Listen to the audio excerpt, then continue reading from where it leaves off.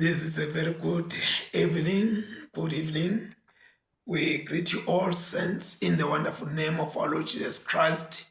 And it is a wonderful time once again to meet under this platform whereby we share the Word of God and we do some prayers. So today, as we resume this, let's start by prayer. We pray in the name of God, Father, Son, and the Holy Spirit. Amen.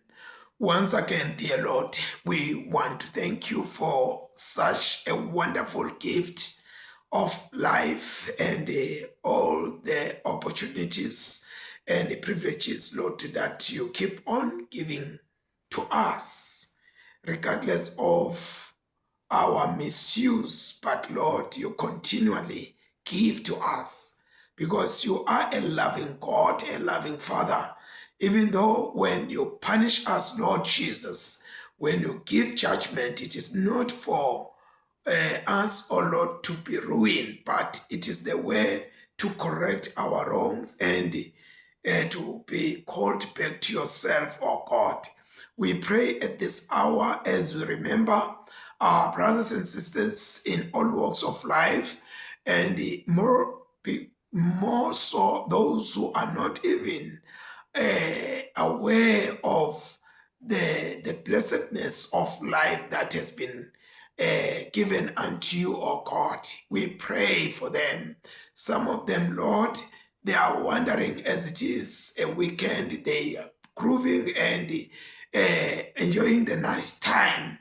But Lord, in the very moment of grooving and enjoying nice time, we pray that may they meet you, O Lord, and tell them how much you love them and you care for them. And we also bring before you those who are in hospital and as well as those who are in prison cells. We pray, oh God, for the aged and for the young ones. We pray for those who are underprivileged. God Almighty, we bring them all before thy throne, oh God, in the mighty name of our Lord Jesus Christ. Come now, Holy Spirit, and embrace us in this part of God's word, so that whatever that we do, it may come as a perfume, as a nice smell unto our God's presence. This we pray in Jesus' mighty name. Amen. We have come together as the family of God in our Father's presence to offer Him praise and thanksgiving, to hear and receive His holy word, to bring before Him the needs of the world, to ask His forgiveness of our sins and to seek His grace that through His Son Jesus Christ we may give ourselves into His service. Christ died once and for all. Let us worship and praise Him. Lord, open our lips that we may glorify and praise your name. Glory to the Father, and to the Son, and to the Holy Spirit, as it was in the beginning, is now, and will be forever. Amen. Praise the Lord. Hallelujah. Let us call to mind and confess our sins.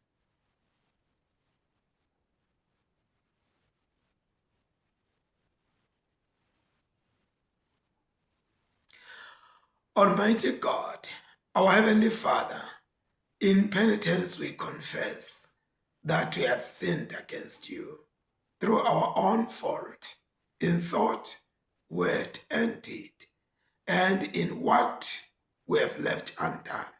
For the sake of your Son, Christ our Lord, forgive us all that is past, and grant that we may serve you in newness of life, to the glory of your name. Almighty God, have mercy on us, pardon our sins, and keep us in eternal life through Jesus Christ our Lord. Amen. At this hour, we are going to read from the Psalms. And the appointed Psalms are Psalms number 4, 5, and 6. We'll start with Psalm number 4, but we'll be reading it in Siswati. Ngiphendule nangikhala kuwe wena Nkulunkulu ukulunga kwami. ekucindetelani kwami uyangikhulula ngihawukele ukwemukele kuncenga kwami madoda kuyawuze kube ngunini libito lami linyempenywa kuyawuze kube ngunini nithungatha lide nilandzelana nemanga kodwa kufanele nathi ukuthi simakathe utehlukaniselelo lungile simakathe uyangiva nangikhala kuye nanithukuthele ningoni cabangisisani nisathulile etinhlitweni tenu nisaqambalele emaqanseni enu nikelani ngemhlatshelo lemukeleka kuNkulunkulu bese nibeka lithemba lenu kusimakathe labanye bathi ngubani longasentela tinto letinhle simakathe sikhanyisele ngebukhona bakho ungiphe injabulo lenkulu enhlitweni yami leyenqa injabulo lababanayo nabanenala yemabele neliwayini ngitawutilahla phansi ngilale ebuthongo ngekuthula ngobe nguwe wedwa simakathe longenta ngihlale ngiphephile awu simakathe lalela emave ami ubeke indlebe yakho kuwo ungive nangibubula kuwe vani livi lekukhala kwami ungiside Nkosi yami naNkulunkulu wami ngobe ngithandaza kuwe simakathe nakutsabuka kusa uyaliva livi lami nakutsabuka kusa ngihlela ticelo tami kuwe bese ngiyema ngilindzela wena ngobe wena simakathe uNkulunkulu longakutsanzi lokubi lomubi angeke akhone kuhlala nawe labatigabatisako bashayeka phansi nawubhekisa buso bakho ngakubo uyabadonsa bonke labenta lokubi uyababhubhisa labaqala imanga simakathe uyamenyanya umbulali futhi uyamenyanya lonemaqebo kepha mine ngiyawungena endlini yakho ngekwenqebo yemsa wakho ngikukhonte ngenhlonipho yekwesaba ethendeni lakho lengcwele simakathe ngihole ngekulunga kwakho ngobe nginetitha qondisa indlela yakho embi kwami kude liqiniso emlonyeni wato enhlitweni tato kunekubulala umphimbo wabo ulithuna lelivulekile lulwimi lwabo lunebucili dilahle ngelicala lato Nkulunkulu dende dibanjwe nguleto tingibe tato didzingise ngenxa yetendo tato letinyenti ngobe phela seti kuhlubukile kepha abajabule bonke lababalekele kuwe abahlabele ngenjabulo kuze kube phakathe babiyele labo lababuthakathaka babiyele labo labakuthandzako kuze badumise libito lakho simakathe nguwe lobusisa lolungile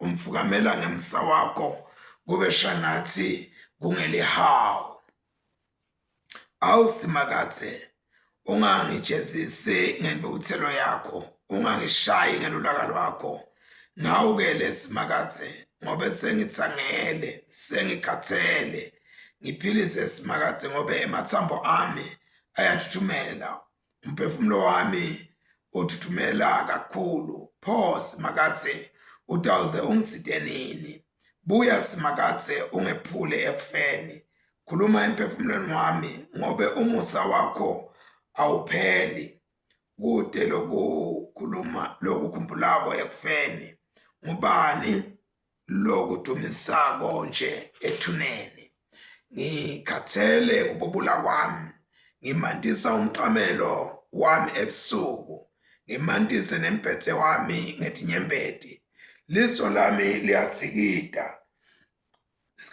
ngenxa yelusizi, liso lami liyaguga ngenxa yekukhaliswa titsatami. Khweshani kimi nonke nine benti balokubi, ngobe simakatse sewukuvile kukhala kwami, simakatse sewukuvile kunxusa kwami, simakatse sewukwemukele kukhuleka kwami. Tonke titsatami tiyawuhlazeka, tithuthumele kakhulu, tidliwe emahloni, tibaleke masinyane. Akuthunyiswe uyise nendotsana namoya oyingcwele, njengoba bekunjalo ekuqaleni, kusenjalo nanyalo, kuyakuba njalo kude nini nanini. Amen. Sifundo sekuqala sibhaliwe encwadini Hosea chapter 10 verse 1 to 15. Hosea chapter 10 verse 1 to 15.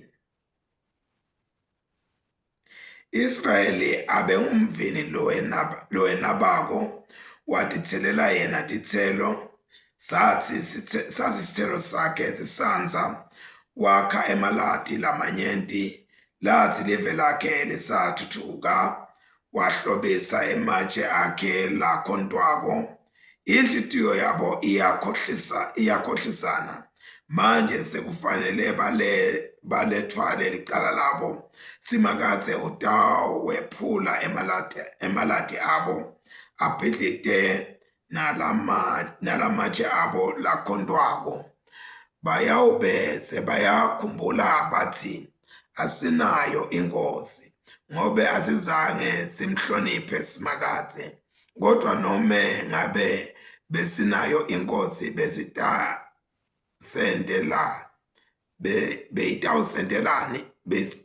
beyitawusentela ini? Benta tethembiso letinyenti, bafunge emanga, bente tivumelwane, ngako kwehlulela emaqala kuyahluma njengenkaqaptane lenebuthi emiseleni yemasimi lalinyiwe. Bantu labahlala eSamaria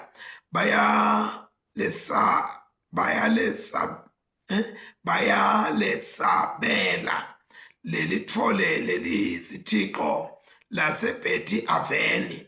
Bantu balo bayawulilela, kanjalo nebapristi balo labalikhondako. Labo lababethakasele inkathimlo yalo yegolide bayawulilela, ngobe ithathwe kubo yayiswa ekuthunjweni. Nalo lelithole liyawethwalwa liyiswe e-Asiriya, liyoba sethulo enkosini lenkulu. Ephraim uyawuhlazeka, Israeli uyawuba nemahloni ngetithixo takhe tetigodvo.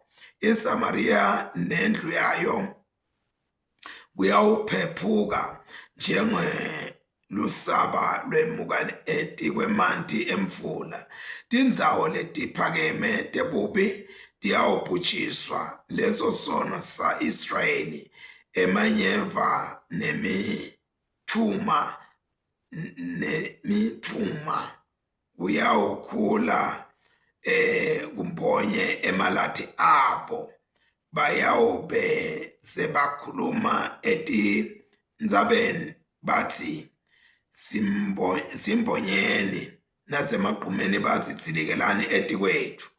Kusukela ngesikhathi saseGibheya, awu Israeli, seloku niyona, futhi seloku nisaqhubeka niyona. Impi ingeke ibakhandze yini lababi eGibheya? Ngitimisele kutsi ngitabajezisa. Tive tiyawubutsana timelane nabo, tibabophe ngenxa yetono tabo letinyenti. Ephraim ulithokati leliceceshiwe, lelikutsandzako kubhula emabele. ngako ngiyawubeka lijoke enzanyeni yakhe lenhle, ngiyawubopha Ephraim, Juda kufanele alime, Jakobe adube umhlabathi. Ngake ngathi tihlanyeleleni kulunga, nivune tithelo temusa longapheli, bese nilima ingqatho, ngobe sesikhathi sekufuna simakathe, atsimade efike ehlisele imvula yekulunga etibweni. Kodwa senihlanyele bubi navuna bubi, nadla sithelo senkohlakalo, ngobe nisuke nethembela kuwenu emandla nasemabuthweni enu lamanyenti. Uduma kwemanti kuyawusuka kumelane nebantu benu, kona kude uthi tonke tinqaba tenu tibhidlitwe, njengoba Shalmani abhidlita iBhethi Abheli ngelilanga lempi mhlazane, bomake baphihlitwa phansi emhlabathini kanye nebantwababo. Awu Bhetheli, kuyakwenteka kona lokho ke nakuwe, ngobe bubi bakho bukhulu. Kuyawuthi kusangalelo langa inkosi yaka-Israyeli iyawube seyibhujiswe yaphela. Siphela lapha sifundo sekuqala. Sifundo sesibili siphuma eTestamenteni lelisha, sibhaliwe encwadini ya Matthew chapter 8 verse 1 to 17.